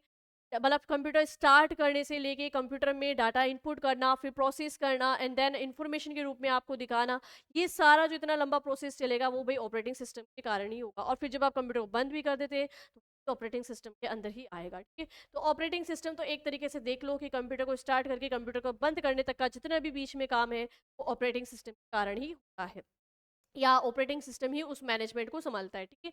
नेक्स्ट है डाटाबेस मैनेजमेंट सिस्टम यानी डीबीएमएस। डीबीएमएस भी एक प्रकार का क्या है? System management program. फिर सेकंड बात करें तो सेकंड टाइप पार्ट जो है इसका वो आता है सिस्टम सपोर्ट प्रोग्राम, जो मतलब सपोर्ट करेंगे, सहायक होंगे किसी कंप्यूटर में किसी कार्य को करवाने में इसकी मदद करेंगे। कंप्यूटर सिस्टम की यूटिलिटी प्रोग्राम, सिक्योरिटी मॉनिटर और परफॉर्मेंस को शामिल किया जाता है। भाई यूटिलिटी प्रोग्राम कि भाई कंप्यूटर की देखरेख हो, प्रत्येक कंपोनेंट को देखरेख हो, उसकी मरम्मत की जा सके। लाइक जैसे कि अगर मेमोरी के अंदर कोई स्पेस नहीं है तो मेमोरी में स्पेस बनाया जा सके, डिस्क की फॉर्मेटिंग की जा सके, है ना? तो ये सारा काम जो कर सकता है वो कौन कर सकता है? सिस्टम। हम जो मतलब कंप्यूटर की उपयोगिता को और बढ़ा दे, कंप्यूटर सिस्टम की यूटिलिटी प्रोग्राम को और बढ़ा दे, ठीक है? तो सिक्योरिटी मॉनिटर और परफॉर्मेंस को शामिल किया जाता है किसके अंदर? सिस्टम सपोर्ट प्रोग्राम के अंदर। नेक्स्ट अगर हम बात करें तो नेक्स्ट आता है system development program. System development program, ये प्रोग्राम यूजर को जो है बिल्डिंग सिस्टम में मदद करते हैं। बिल्डिंग सिस्टम का मतलब एक तरीके से मैं जैसे बात करूं कि भाई आप हमें पता है कि कंप्यूटर जो है सिर्फ एक ही भाषा समझता है, 0 1 मशीन भाषा। लेकिन अभी जो वर्तमान में कंप्यूटर के अंदर प्रोग्राम बन रहे हैं वो प्रोग्राम मशीनी भाषा में नहीं बन रहे, वो प्रोग्राम बनाए जा रहे हैं हाई लेवल लैंग्वेज। और जो 0 1 की भाषा है वो एक प्रकार की क्या है भाई? Low level language. और कंप्यूटर को यही समझ में आती है। भाई हाई लेवल लैंग्वेज के अंदर जिन प्रोग्रामों की कोडिंग की गई है उसको कंप्यूटर कैसे समझ? उसके लिए लगा होता है लैंग्वेज ट्रांसलेटर। क्या होता है भाई? Language translator. अब ये लैंग्वेज ट्रांसलेटर क्या करते हैं? इस हाई लेवल लैंग्वेज को लो लेवल लैंग्वेज में चेंज करके फिर कंप्यूटर के अंदर निर्देश दिए जाते हैं या कंप्यूटर में कोई भी डाटा इनपुट। तो ये जो लैंग्वेज ट्रांसलेटर होते हैं एक तरीके से कंप्यूटर में जो है कंप्यूटर की उपयोगिता को बढ़ाने का भी काम कर रहे हैं और कंप्यूटर में काम को आसान भी बना रहे हैं। तो एक तरीके से इनको क्या कह सकते हैं, डेवलपमेंट प्रोग्राम या बिल्डिंग सिस्टम प्रोग्राम कहा जा सकता है। क्लियर हो गया यहाँ पे? चलिए, नेक्स्ट देखो, डीबगर जो होता है भाई, कंप्यूटर में किसी भी प्रकार की कोई त्रुटि होती है तो उसे बग कहते हैं। कंप्यूटर में किसी भी प्रकार की त्रुटि को क्या कहा जाता है, बग कहा जाता है। और जो प्रोग्राम इस बग को खोज कर इसको हटा देते हैं वो कहलाते हैं डीबग। तो डीबगर प्रकार के जो सॉफ्टवेयर है वो एक प्रकार के सिस्टम डेवलपमेंट प्रोग्राम है। लिंकर लोडर की बात कर दे तो भाई, लिंकर लोडर भी एक प्रकार का क्या है, सिस्टम डेवलपमेंट प्रोग्राम है। ठीक है, तो मतलब कंप्यूटर की कार्य क्षमता में वृद्धि करेंगे और कंप्यूटर में कार्य को समय पे करवा देंगे, कहते हैं सिस्टम डेवलपमेंट प्रोग्राम। तो ये सिस्टम सॉफ्टवेयर भी 3 प्रकार के हो गए भाई, मैनेजमेंट हो गया, डेवलपमेंट हो गया और आपके जो है सपोर्ट प्रोग्राम हो गया। ठीक है, अब देखो सिस्टम सॉफ्टवेयर कौन-कौन से होते हैं, जैसे कि डोज़ है ना, डिस्क ऑपरेटिंग सिस्टम हो गया, विंडोज़ हो गया, लिनक्स हो गया, यूनिक्स हो गया, मैकिन्टोश हो गया। ये सारे के सारे जो है सिस्टम के एग्जांपल है, यानी कि ये सॉफ्टवेयर जो है कंप्यूटर में पहले से इनबिल्ट आते हैं, कि इनको आपको बाहर से बाद में परचेज़ नहीं करना पड़ता है। आगे देखो सिस्टम सॉफ्टवेयर में, अब जो है सिस्टम सॉफ्टवेयर में हम किन-किन प्रोग्राम को शामिल करते हैं। देखो बेसिकली अगर मैं बात करूँ तो हमें जो है सिस्टम सॉफ्टवेयर में पढ़ना क्या-क्या है। ठीक है? जैसे हमने हार्डवेयर के लिए पॉइंट बनाए थे, भई हार्डवेयर में हमने 4 पॉइंट में बाँट के पूरे हार्डवेयर को पढ़ा। वैसे ही हमें सिस्टम सॉफ्टवेयर को, पहला टाइप जो है हमारा सिस्टम सॉफ्टवेयर का, सिस्टम सॉफ्टवेयर में भी हमें कुछ पार्ट बना के उसको पढ़ना है। सिस्टम सॉफ्टवेयर में हमको सबसे पहले पढ़ना है ऑपरेटिंग, यानी ऑपरेटिंग सिस्टम सॉफ्टवेयर इस सिस्टम का हिस्सा। हम सिस्टम सॉफ्टवेयर के अंतर्गत ऑपरेटिंग सिस्टम सॉफ्टवेयर को रखते हैं। के अंतर्गत हम जो है सारे लैंग्वेज ट्रांसलेटर को पढ़ेंगे, लैंग्वेज ट्रांसलेटर को पढ़ेंगे। अब लैंग्वेज ट्रांसलेटर को पढ़ेंगे तो जाहिर सी बात है लैंग्वेजेस के बारे में भी पढ़ना पड़ेगा। सारी कंप्यूटर की जो भी प्रोग्रामिंग लैंग्वेजेस है उसको हम इसके अंतर्गत पढ़ेंगे। लैंग्वेज के बारे में हम यहाँ पढ़ेंगे, ऑपरेटिंग सिस्टम सॉफ्टवेयर के बारे में पढ़ेंगे, लैंग्वेज ट्रांसलेटर के बारे में पढ़ेंगे। अगर हम बात करें नेक्स्ट, तो जितने भी डिस्क ड्राइव है, डिस्क ड्राइव के बारे में हम यहाँ पढ़ेंगे। ठीक है, डिस्क ड्राइव के अंतर्गत हम इसको पढ़ेंगे। और अगर मैं बात करूँ तो जो भी यूटिलिटी प्रोग्राम है, वैसे तो हम यूटिलिटी सॉफ्टवेयर को अलग ही पढ़ेंगे, लेकिन हम भाई यूटिलिटी प्रोग्राम जो है वो एक तरीके से सिस्टम सॉफ्टवेयर ही है, प्रोग्राम को भी हम इसके अंतर्गत पढ़ेंगे। मतलब इन 5 पॉइंटों के अंतर्गत जो है हमें ये सिस्टम कंप्लीट करना है। और उसमें भी सबसे ज़्यादा इम्पोर्टेंट अगर मैं बताऊँ तो सबसे ज़्यादा इम्पोर्टेंट आपके लिए है operating system software, language translator और लैंग्वेजेस में सबसे ज़्यादा क्वेश्चंस बनते हैं। चलिए, तो सिस्टम सॉफ्टवेयर में हम जो है एक-एक करके पढ़ेंगे। तो सबसे पहला पॉइंट जो आता है वो आता है ऑपरेटिंग। अब जब क्लास की शुरुआत में ही आपको बता दिया गया था कि क्लास भाई जो ये सॉफ्टवेयर होता है, सॉफ्टवेयर के अंदर जो है कि भाई कंप्यूटर ऑन होने से लेके कंप्यूटर बंद होने तक का जो सारा प्रोसेस, वो कंट्रोल कौन करता है? सॉफ्टवेयर के अंदर भी वही कंप्यूटर के अंदर वो चीज़ें कंट्रोल कौन करता है? भई जो ऐसे सॉफ्टवेयर जो कंप्यूटर को बनाते समय पहले ही डाल दिए गए हैं, वो सिस्टम सॉफ्टवेयर है। लेकिन सॉफ्टवेयर में भी उसका कौन-सा प्रकार ये काम करता है? तो operating system software. Operating system software ही होता है जो आपने कंप्यूटर को स्विच बोर्ड से करके कंप्यूटर को ऑन किया, फिर कंप्यूटर ऑन हुआ और कंप्यूटर में ये जो बूटिंग की प्रक्रिया हुई उसके बाद में जो है सारे बायोस प्रोग्राम स्टार्ट हुए। बायोस प्रोग्राम के द्वारा सारी इनपुट पे आउटपुट डिवाइस को चेक कर लिया गया, कौन सी सही है कौन सी खराब है उसका इंस्ट्रक्शन हमें बता दिया गया कि भाई ये 8% काम नहीं करेगी। और फिर जो हम उसमें इनपुट कर रहे हैं डाटा, उस डाटा को प्रोसेस करने का ऑर्डर सीपीयू को दिया गया। फिर उससे जो आउटपुट आया, उस आउटपुट को हमें मॉनिटर स्क्रीन पे दिखा दिया गया। अब हमारी आवश्यकता है तो हम उस डाटा को सेव कर सकते हैं, तो मेमोरी के किस लोकेशन पे जाके सेव होगा, या मेमोरी में एक जो है स्पेस बनाना डाटा को सेव करने के लिए। फिर उसके बाद में हमारा काम हो गया और हमने कंप्यूटर को बंद कर दिया। उसकी स्टार्टिंग से लेके कंप्यूटर के बीच में काम करना, फिर कंप्यूटर को बंद करना, इतना जो लंबा प्रोसेस है, इस सारे लंबे प्रोसेस नियंत्रित कौन कर रहा है, इसके बीच-बीच में ऑर्डर कौन दे रहा है, कहाँ इनपुट और आउटपुट डिवाइस को चेक किया जा रहा है, उनसे काम करवाया जा रहा है, ये सारा सब कुछ जो मैनेजमेंट देखता है, वो होता है ऑपरेटर। जो बार-बार हम एक लाइन बोल रहे थे, हम एक लाइन बार-बार बोल रहे थे कि भई जो हमारा कंप्यूटर है वो विदाउट सिस्टम सॉफ्टवेयर काम नहीं कर सकता, है ना? सिस्टम सॉफ्टवेयर नहीं होगा तो कंप्यूटर का कोई काम नहीं है। तो सिस्टम सॉफ्टवेयर में भी कौन-सा सॉफ्टवेयर? ये ऑपरेटिंग सिस्टम सॉफ्टवेयर। अगर ये नहीं होगा कंप्यूटर में तो कंप्यूटर से किसी भी प्रकार का कोई काम नहीं करवाया जा सकता। क्लियर हो गया यहाँ पे? अब ऑपरेटिंग सिस्टम पढ़ते हैं कि भाई ऑपरेटिंग सिस्टम है क्या? तो ये है एक सिस्टम सॉफ्टवेयर है। ऑपरेटिंग सिस्टम एक आवश्यक एवं मूलभूत सॉफ्टवेयर है जो कंप्यूटर सिस्टम के सभी कार्यों का संचालन एवं नियंत्रण करता है। अब इसको मैं एक डायग्राम के माध्यम से भी आपको समझाऊंगी। जैसे लाइक मानो, अगर हम कंप्यूटर में यूजर और कंप्यूटर के बीच इंटरफेस का काम करें, देखो सबसे बाहर होता है यूजर। ठीक है। अब यूजर ने अपनी कोई भी बात, अब मान लो कि आपने जैसे मान लो कोई एप्लीकेशन मतलब सॉफ्टवेयर भी डाउनलोड किया हुआ है, कोई एप्लीकेशन सॉफ्टवेयर, यूजर ने क्या करा, कंप्यूटर पे बैठा और ऐप को स्टार्ट किया, ऐप के माध्यम से कोई काम कर रहा है। मान लो कि सबसे पहले यूजर और यूजर सीधा किससे कनेक्ट होगा, एप्लीकेशन सॉफ्टवेयर कनेक्ट होगा, एप्लीकेशन। अब ये एप्लीकेशन सॉफ्टवेयर भी जो है, इस एप्लीकेशन सॉफ्टवेयर को यूजर यूज किसके कारण कर पा रहा है, इस सिस्टम सॉफ्टवेयर के कारण। और सिस्टम सॉफ्टवेयर में भी ये यूजर इस एप्लीकेशन को खोल पा रहा है, इस एप्लीकेशन में क्या क्या है उस सब को चेक कर पा रहा है। वो किसके कारण से भाई, वो ऑपरेटिंग सिस्टम के कारण से कारण कर रहा है, ऑपरेटिंग सिस्टम सॉफ्टवेयर के कारण कर रहा है। एक तरीके से मैं अगर देखूं कि यूजर की पूरी बात कंप्यूटर में अंदर तक पहुंचे और अंदर तक पहुंचकर उस बात का फिर से रिप्लाई भी दिया जाए, वो किसके कारण हो रहा है, वो हो भी इसी के कारण रहा है, ऑपरेटिंग सिस्टम के कारण। यानी हम कह देंगे कि कंप्यूटर की मेन दूरी बोलते हैं, तो कंप्यूटर की मेन दूरी क्या है भाई, ऑपरेटिंग सॉफ्टवेयर। अगर ये ऑपरेटिंग सिस्टम सॉफ्टवेयर नहीं है तो कंप्यूटर का बाकी का ये सारा काम भी क्या हो जाएगा, फेल हो जाएगा। ना सिस्टम सॉफ्टवेयर काम करेगा, ना एप्लीकेशन सॉफ्टवेयर काम करेगा, और ना यूजर कंप्यूटर को यूज कर सकता। ठीक है। तो भाई मेन तो ये होना ही जरूरी ही है, ऑपरेटिंग सिस्टम सॉफ्टवेयर होना ही जरूरी है। एक इसको इस तरीके से भी आप समझ सकते हो कि आपने कंप्यूटर को ऑन किया, कंप्यूटर को आपने ऑन कर लिया, और कंप्यूटर को ऑन करने की प्रक्रिया कहलाती है बूटिंग। क्या कहलाती है भाई, बूटिंग कहलाती है।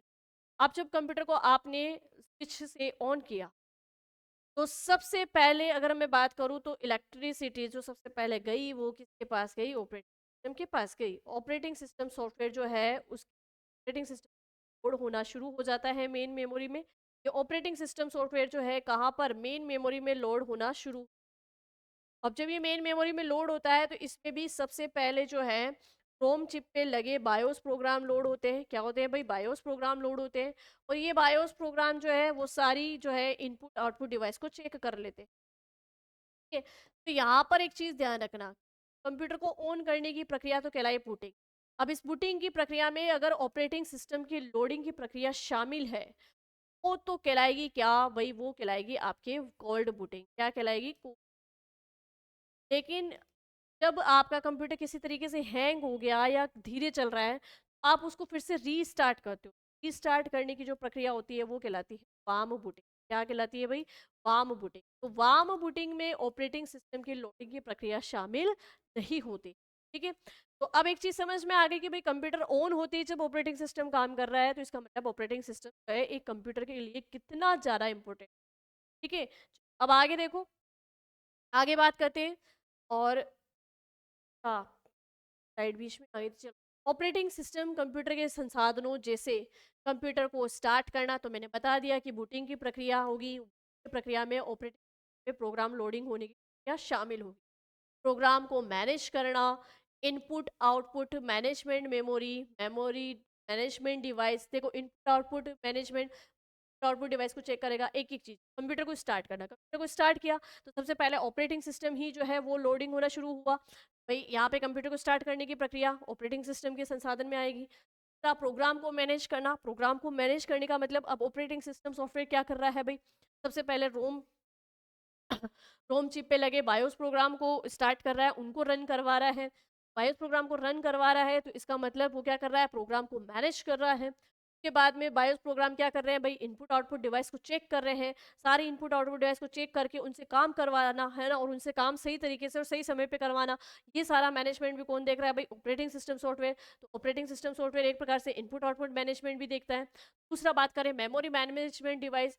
मेमोरी मैनेजमेंट का मतलब मैंने आपको बताया था कि कोई भी डाटा किस लोकेशन पे किस जगह जाके सेव होगा, या मेमोरी के अंदर अगर स्पेस नहीं है तो वहाँ स्पेस बनाना ताकि डाटा सेव हो सके। ये मेमोरी मैनेजमेंट भी कौन देखता है भाई, ये आपका ऑपरेटिंग सिस्टम देखता है। आदि कार्य करने हेतु बनाया गया है किस, operating system. Operating system user hardware तथा एप्लीकेशन सॉफ्टवेयर के मध्य कड़ी या ब्रिज या पुल या सेतु के रूप में कार्य करती है। तो मैंने आपको भी एक स्ट्रक्चर बना के बताया था। देखो किस तरीके से मैंने कहा कि ये यूज़र है, अब इसने कोई ऐप डाउनलोड किया है, लेकिन अब इस ऐप को खोलना है। इस ऐप को खोलना है, उसमें क्या-क्या प्रोग्राम है, वो कैसे काम करेगा, उसमें क्या-क्या है, ये सब कुछ देखने के लिए भई इस एप्लीकेशन को डाउनलोड आप करोगे, इस एप्लीकेशन को डाउनलोड करने के लिए आपके कंप्यूटर में ऑपरेटिंग ज़रूरी है। फिर इस एप्लीकेशन को आपने डाउनलोड कर लिया, अब इस एप्लीकेशन को ओपन करके इससे एक यूज़ करना, इसके लिए भी ऑपरेटिंग सिस्टम सॉफ्टवेयर ज़रूरी है। वही वही चीज़ है कि यूज़र इस एप्लीकेशन का यूज़ के माध्यम से ही करेगा। ये कहा जाता है कि ऑपरेटिंग सिस्टम, ये कहा गया है, ऑपरेटिंग सिस्टम जो है वो यूज़र हार्डवेयर तथा एप्लीकेशन सॉफ्टवेयर के मध्य कड़ी ब्रिज सेतु के रूप में कार्य करता है।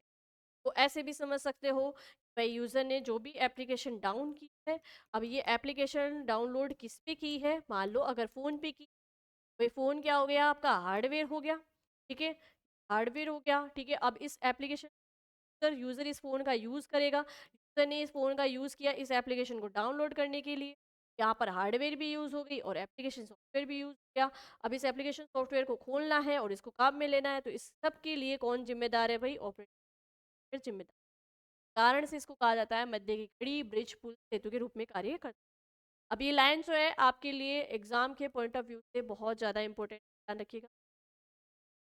नेक्स्ट बात करते हैं, कंप्यूटर सिस्टम में किसी भी कार्य को करने से पहले कंप्यूटर सिस्टम की में ऑपरेटिंग सिस्टम का होना आवश्यक है। कंप्यूटर के सभी संसाधनों का प्रबंधन करने हेतु एम किया जाता है। इस कंप्यूटर के सभी संसाधनों का प्रबंधन करने हेतु जो है क्या होना चाहिए, ऑपरेटिंग सिस्टम।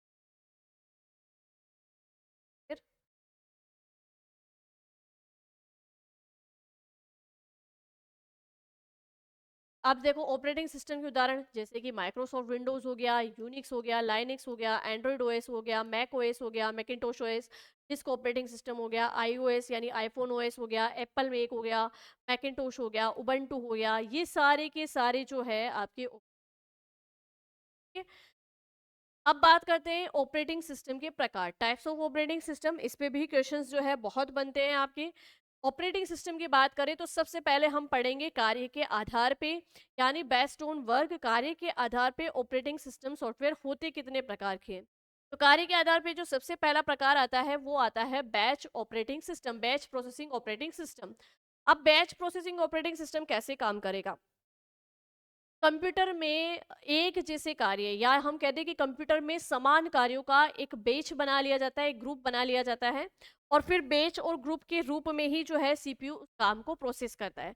अब देखो पहली चीज तो ध्यान रखना, समान कार्य, जैसे स्कूलों में बैच कैसे बनते थे, भाई 7th क्लास का ये बैच है, 9th क्लास का ये बैच है, तो मतलब जो जिस एज का और जिस क्लास के लिए है और जिस क्लास में उसके अकॉर्डिंग हम बच्चों का बैच बनाते थे ना, तो वैसे ही कंप्यूटर के अंदर है कि समान कार्य, एक जैसे कार्य का बैच बना लिया जाता है, ठीक है, और फिर सीपीयू को उसको प्रोसेस करने के लिए भेजा जाता है।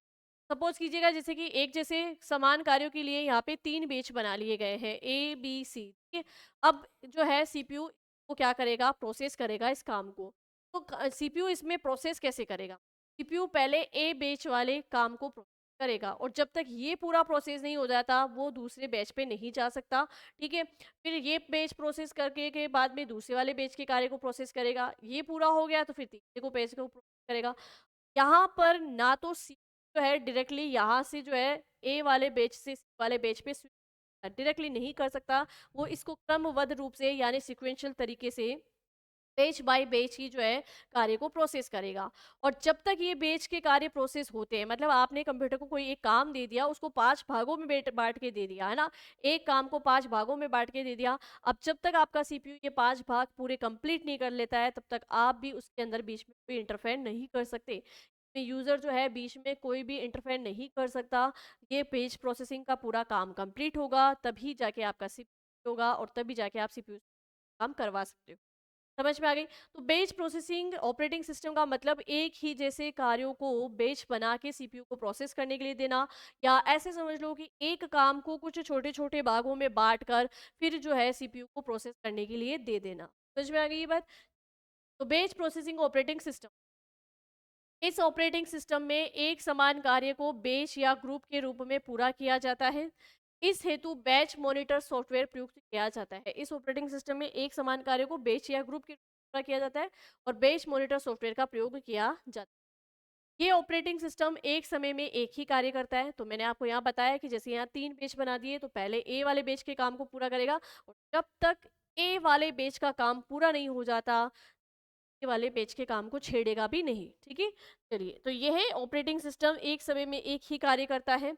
इस ऑपरेटिंग सिस्टम का यूज ऐसे कार्य हेतु किया जाता है जिनमें मानवीय हस्तक्षेप की आवश्यकता नहीं होती है। तो यहाँ पर मानवीय हस्तक्षेप की मतलब जब तक ये काम पूरे नहीं होंगे, आप से कोई दूसरा काम नहीं करवा सकते, आप कंप्यूटर से कोई दूसरा काम नहीं करवा सकते। ऐसे काम जिसको आप चाहते हो कि भाई हम ये कंप्यूटर पे ये काम लगा के छोड़ दे, बाकी हम सारे दूसरे काम करते रहे, ताकि आप बीच बीच में आके उसमें हस्तक्षेप भी ना करो।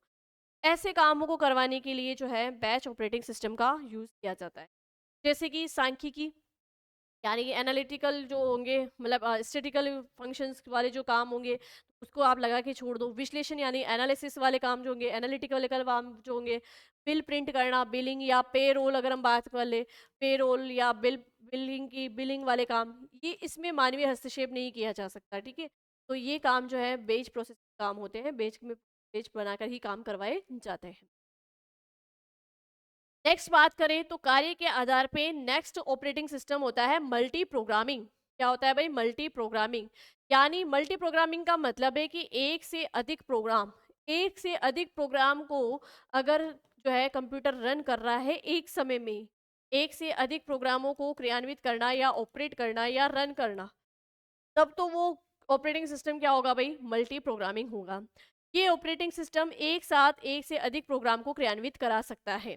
जैसे मैं अगर बात करूं कि आप कंप्यूटर पे काम करते करते अगर गाने साथ में सुन पा रहे हैं, कंप्यूटर में कोई फाइल आपने डाउनलोड पे लगा दी है, और उसके अलावा भी आप कंप्यूटर में कुछ कुछ काम डाउनलोड का चल रहा है, गाने भी सुन रहे हो और कंप्यूटर पे आप कोई चीज टाइप भी कर रहे हो, है ना? तो भाई एक साथ आप 3 काम कर रहे हो। आप इधर सॉन्ग सुन पा रहे हो, इधर आपने कुछ जो है फाइल को डाउनलोड पे भी लगा दिया है, ये सेकंड काम भी आपने स्टार्ट कर दिया भाई, डाउनलोड पे भी लगा दिया, सॉन्ग भी सुन रहे हो और साथ ही साथ कंप्यूटर पे बैठ के आप कुछ टाइप भी कर रहे हो। तो यहाँ पर अगर मैं बात करूँ तो एक साथ 3 काम किए जा रहे हैं, 3 प्रोग्राम रन किए जा रहे हैं। जब सीपीयू के द्वारा एक साथ 3 प्रोग्राम को रन किया जा सकता है, तो ऐसे प्रोग्राम के भी एक से अधिक प्रोग्राम एक जगह एक समय पे ही क्रियान्वित कर सके, एक साथ ही रन कर सके, इसके लिए जो सॉफ्टवेयर हमारे कंप्यूटर में लगा होता है वो कहलाता है मल्टी प्रोग्रामिंग ऑपरेटिंग सिस्टम। अब ये जो मल्टी प्रोग्रामिंग ऑपरेटिंग सिस्टम है ना, इसको हम समझ सकते हैं कि जैसे फोटोकॉपी मशीन में लगा होता है, या ई मित्र वाले के पास भी लगा होता है। ई मित्र वाला क्या करता है, आपका जैसे आप उससे फॉर्म भरवाने जाते हो, तो आपने फॉर्म भरवा दिया, अब आपके फॉर्म की प्रिंट उधर निकल रही है, तब तक वो दूसरा फॉर्म भरना स्टार्ट कर देता है ना, तो एक साथ 2 प्रोग्राम वो रन कर रहा है। वहां पर जो है इस तरीके का ऑपरेटिंग सिस्टम होता है मल्टी प्रोग्रामिंग ऑपरेटिंग। आगे देखो तो हमने यहाँ पे ऑपरेटिंग सिस्टम 2 प्रकार पढ़ लिए, किसके आधार पे? कार्य के आधार पे, कार्य करने के आधार पे। एक बेस ऑपरेटिंग सिस्टम जो एक समय में एक ही कार्य करता है, मल्टी प्रोग्रामिंग सिस्टम जो एक समय में एक से अधिक कार्य कर सकता है। आगे देखो, आगे देखें तो नेक्स्ट आता है मल्टी प्रोसेसिंग ऑपरेटिंग सिस्टम। क्या आता है भाई? Multi processing operating system. अब यहाँ पे क्या होगा, काम तो एक होगा, लेकिन इसके लिए हम जो है एक से अधिक प्रोसेसर का यूज करें। अब देखो पहले एक चीज, मल्टी प्रोग्रामिंग और मल्टी प्रोसेसिंग में अंतर क्या है? मल्टी प्रोग्रामिंग में एक से अधिक काम है, काम अधिक है और प्रोसेसर एक ही है, मतलब एक ही सीपीयू जो है एक से अधिक काम को एक साथ रन कर रहा है, वो तो कहलाएगा मल्टी प्रोग्रामिंग। ठीक है, लेकिन अगर इसकी बात करूं मैं मल्टी प्रोसेसिंग की, तो यहाँ काम एक होगा या एक से अधिक भी काम हो सकते हैं, या एक ही काम को हम अलग अलग भागों में बांट सकते हैं। लेकिन इसके लिए हम जो क्या करेंगे, एक से अधिक सीपीयू को आपस में जोड़ देंगे, एक से अधिक प्रोसेसर को आपस में जोड़ लेंगे। ठीक है, तो वो कहलाएगा मल्टी प्रोसेसिंग ऑपरेटिंग। इस प्रकार के ऑपरेटिंग सिस्टम में किसी कार्य को क्रियान्वित करने हेतु 2 या 2 से अधिक प्रोसेसरों को आपस में जोड़कर उनका प्रयोग किया जाता है। यहाँ एक से अधिक सीपीयू काम में लिए जा रहे हैं, इसलिए ये मल्टी प्रोसेसिंग हो गए। इस ऑपरेटिंग सिस्टम में 2 या 2 से अधिक प्रोसेसर द्वारा एक से अधिक प्रोग्रामों का या एक ही प्रोग्रामों को कई भागों में बांटकर एग्जीक्यूट किया जाता है। इसे पैरेलल प्रोसेसिंग भी कहते हैं। तो ये याद रखना कि किस ऑपरेटिंग सिस्टम को पैरेलल प्रोसेसिंग भी कहा जाता है, तो मल्टी प्रोसेसिंग ऑपरेटिंग सिस्टम को पैरेलल प्रोसेसिंग कहा जाता है, जहाँ एक ही काम को 3-4 सीपीयू को जोड़ के करवाया जाता है, या एक काम को छोटे-छोटे भागों में बाँट कर फिर 3-4 सीपीयू को इनको रन करने के लिए काम पे लगाया जाता है, या इनको प्रोसेस करने के लिए काम पे लगाया जाता है। क्लियर हो गया यहाँ पे? नेक्स्ट आता है time sharing operating system. Time sharing operating system की मैं बात करूँ तो मतलब कि जैसे कि आपने सीपीयू को 3-4 काम दे दिए, है ना? अब आपने जैसे मान लो कि मैं सिर्फ़ यहाँ पे काम के नाम लिख देती हूँ। जैसे आपने ये 3 काम दिए ए, बी, सी। अब एबीसी आपने काम दिए हैं, तो जैसे कि आप मान लो कि कोई मूवी डाउनलोड करना चाहते हो। पहला काम है आपका मूवी डाउनलोड करना। तो मूवी डाउनलोड करना चाहते हो लेकिन उसके लिए आपने एक टाइम बाउंडेशन दी। आप चाहते हो कि 5 मिनट के अंदर ये जो 5 मिनट तो बहुत ज़्यादा हो जाएगा, 5 मिनट से भी कम समय में कि ये जो है मूवी डाउनलोड हो जाए, ठीक है? आपने इधर जो है एक पीडीएफ को पीडीएफ भी डाउनलोड करना चाहते हो आप, ठीक है? या आपने दूसरा काम दे दिया पीडीएफ डाउनलोड करने का, ठीक है? और एक तरफ आप चाहते हो सॉन्ग चलाना, सॉन्ग भी सुनना चाहते हो। अब ये 3 काम आप एक साथ कंप्यूटर पे करना चाहते हो। अब इनके लिए आपने क्या कर दिया है, टाइम निश्चित कर दिया है। आप सीपीयू को कह रहे हैं कि मुझे इतने टाइम में ये मूवी डाउनलोड करके देनी है। मुझे इतने टाइम में ये पीडीएफ डाउनलोड करके मुझे इतने टाइम में ये सॉन्ग स्टार्ट होते हुए होना चाहिए। तो मतलब काम आपने सीपीयू को दिया, साथ ही साथ एक टाइम की बाउंडेशन भी। ऐसे जब ऑपरेटिंग सिस्टम काम में लिया जाता है, या इस प्रकार के जो इस तरीके से काम करवाने के लिए जो ऑपरेटिंग सिस्टम बने होते हैं, वो कहलाते हैं टाइम शेयरिंग ऑपरेटिंग का। एक एग्जांपल अपन और ले सकते हैं, जैसे वॉशिंग मशीन है। वॉशिंग मशीन में जब हम जो है कपड़ों को रोटेट करवाते हैं, तो उसके लिए भी एक टाइमिंग होती है कि आप उसको कितने पे रोटेट करा रहे हो, 1 पे करा रहे हो, 2 पे करा रहे हो, 3 पे, 4 पे, है ना? तो जितने टाइम के लिए आप उसको सेट करते हो, उतने टाइम पे वो मतलब कपड़ों को रोटेट करके धोता है अंदर। और फिर जैसे ही उसका टाइम कंप्लीट होता है, वो एक अलार्म बजाता है कि भाई ये काम हो गया है, जितना टाइम आपने सेट किया उस टाइम के अकॉर्डिंग ये काम हो गया है। समझ में आई? तो ऐसे जो है भाई समय की सीमा में बंद कर अगर कोई सीपीयू काम को प्रोसेस कर रहा है, किसी प्रोग्राम को रन कर रहा है, वो कहलाते हैं, और उनसे जो ये काम करवाया जा रहा है, तो वो वाले कहलाते हैं टाइम शेयरिंग ऑपरेटिंग। ठीक है? तो इस ऑपरेटिंग सिस्टम में सीपीयू के द्वारा अनेक कार्यों को एग्जीक्यूट या क्रियान्वित किया जा सकता है, एवं सीपीयू लगातार एक टास्क से टास्क पे स्विच करता रहता है। ठीक है? तो जैसे मूवी डाउनलोड का काम खत्म होगा, वो पीडीएफ पे चला जाएगा, पीडीएफ डाउनलोड काम खत्म होते ही वो सॉन्ग चला जाएगा, ऐसे स्विच करता रहता है। समझ में आ गई बात? तो जिसके कारण यूजर को तेजी से रेस्पॉन्स मिलता है। तो एक साथ जब एक साथ इतने सारे काम हो रहे हैं, तो यूजर को तेजी से रेस्पॉन्स मिल ही रहा है भाई। यूजर जिस काम से जिस कंप्यूटर पे बैठा है, तो वो काम फटाफट से हो रहा है, तो और चाहिए ही क्या, है ना? यहाँ पे टाइम भी बच जाएगा और काम भी स्पीड हो जाएंगे। ये होते हैं टाइम शेयरिंग। अब आगे बात करें तो नेक्स्ट आता है टर्न अराउंड टाइम। भाई ये जो है ये एक इंपॉर्टेंट लाइन है, कुछ एक टर्म है इसका कंप्यूटर का, वो देखते हैं। टर्न अराउंड टाइम क्या होता है? टर्न अराउंड टाइम किसे कहते हैं? इनपुट व आउटपुट के मध्य लगा समय टर्न आउट कहलाता है। जैसे कि आपने कंट्रोल प्लस पी प्रेस की, आपने ये कमांड किससे दी भाई? कीबोर्ड से दी। यानी आपने इनपुट क्या किया है? कंट्रोल प्लस पी कमांड को इनपुट किया है। अब इस कमांड को सुनकर, इस कमांड को एक्सेप्ट करके प्रिंटर जब प्रिंटिंग निकालेगा, यानी कि वो तब आउटपुट दे रहा है। तो यहाँ पर ये कमांड देने से आपकी जो है प्रिंट निकल के आ रही है हार्ड कॉपी के रूप में। इस बीच जो काम हो रहा है, इस बीच जो ये समय लगा है, पहले आपने कंट्रोल प्लस पी कमांड दी, है ना? कंप्यूटर ने ये निर्देश किसके पास भेजे? प्रिंटर के पास भेजे। ये जो समय लगा है इस बीच का, वो समय कहलाता है टर्न अराउंड टाइम। इनपुट से आउटपुट के मध्य लगा समय क्या कहलाएगा भाई? वो कहलाएगा टर्न अराउंड टाइम। अब आगे नेक्स्ट बात करते हैं हम जो है कार्य के आधार पे ऑपरेटिंग सिस्टम पढ़ रहे हैं, तो कार्य के आधार पे नेक्स्ट ऑपरेटिंग सिस्टम आएगा डिस्ट्रीब्यूटेड ऑपरेटिंग सिस्टम। अब डिस्ट्रीब्यूटेड ऑपरेटिंग सिस्टम में क्या होता है कि जब बहुत सारे कंप्यूटर, यानी एक से अधिक कंप्यूटर को हम जो है नेटवर्क के माध्यम से कनेक्ट कर देते हैं, और फिर उनसे कोई हम एक काम करवाते हैं, एक टास्क करवाते हैं, तो फिर वो कहलाता है डिस्ट्रीब्यूटेड ऑपरेटिंग। तो क्या है भाई, जब कई सारे कंप्यूटर किसी नेटवर्क के माध्यम से आपस में इंटरकनेक्ट होकर एक दूसरे से टास्क शेयरिंग करते हैं, तो उसे डिस्ट्रीब्यूटेड ऑपरेटिंग सिस्टम कहते हैं। समझ में आ गई? तो आगे जब हम नेटवर्क वाला टॉपिक पढ़ेंगे, तो मैं बताऊंगी नेटवर्क टोपोलॉजी किस प्रकार की होती है। नेटवर्क टोपोलॉजी भी लगभग 5 प्रकार की होती है, जैसे स्टार टोपोलॉजी, रिंग टोपोलॉजी। ये टोपोलॉजी क्या है? टोपोलॉजी का मतलब है कि आप एक से अधिक कंप्यूटर को आपस में जोड़ रहे हैं किसी उद्देश्य के लिए, कार्य को करवाने के लिए। अब वो कंप्यूटर आपस में किस तरीके से कनेक्ट है, उसकी टेक्निक क्या है, वो हम कहते हैं टोपोलॉजी। तो जैसे अगर मैं बात करूँ, एक छोटा-सा एग्ज़ाम्पल लेती हूँ मैं, रिंग टोपोलॉजी। रिंग टोपोलॉजी में सारे कंप्यूटर जो है इस तरीके से सर्कुलाकार स्ट्रक्चर में कनेक्ट होते हैं, ये इस तरीके से कनेक्ट होते हैं। तो ये कहलाती है रिंग टोपोलॉजी। अब इसमें क्या करेंगे कि हमने इनको कोई भी एक काम करने के लिए दे दिया, अब वो काम छोटे-छोटे भागों में इन पाँचों कंप्यूटर के द्वारा किया जाएगा। या यूँ समझ लो कि इस कंप्यूटर के पास जो डाटा है, वो डाटा इन 4 के पास भी होगा या इससे हम ले सकते हैं। वो कहलाता है डिस्ट्रिब्यूटेड ऑपरेटिंग सिस्टम। जब कई सारे कंप्यूटर किसी नेटवर्क के माध्यम से आपस में इंटरकनेक्ट होकर टास्क शेयरिंग करते हैं, कहलाता है ऑपरेटिंग सिस्टम। यानी मेन काम आपने इस कंप्यूटर को दिया, अब इसने ये काम जो है इन सारे कंप्यूटर से करवाया, छोटे-छोटे भागों में करवा दिया, है ना? और फिर पूरा काम प्रोसेस आपको बता दिया, तो वो कहलाता है डिस्ट्रीब्यूटेड ऑपरेटिंग।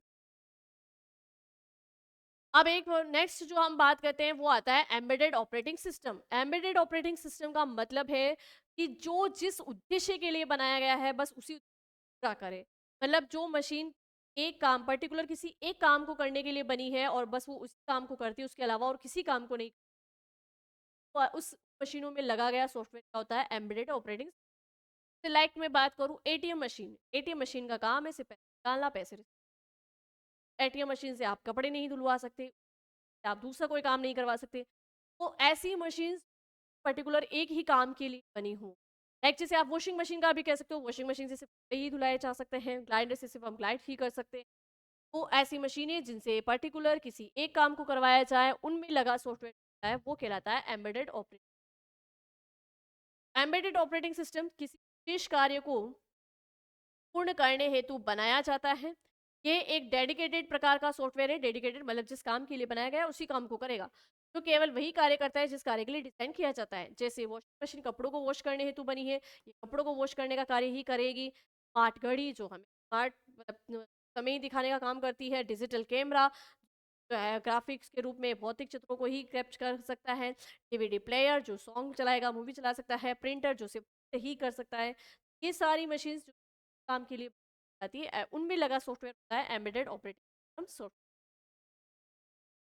चलिए, आज जो है हम लोगों ने सॉफ्टवेयर वाला टॉपिक स्टार्ट किया। सॉफ्टवेयर क्या होता है, हार्डवेयर से कैसे कनेक्ट होता है, किस तरीके से ये हार्डवेयर को कंट्रोल करता है, वो सब कुछ हमने देखा। फिर हमने देखा सॉफ्टवेयर के टाइप्स कितने होते हैं, तो सॉफ्टवेयर के 3 टाइप्स होते हैं, सिस्टम सॉफ्टवेयर, यूटिलिटी सॉफ्टवेयर और एप्लीकेशन सॉफ्टवेयर।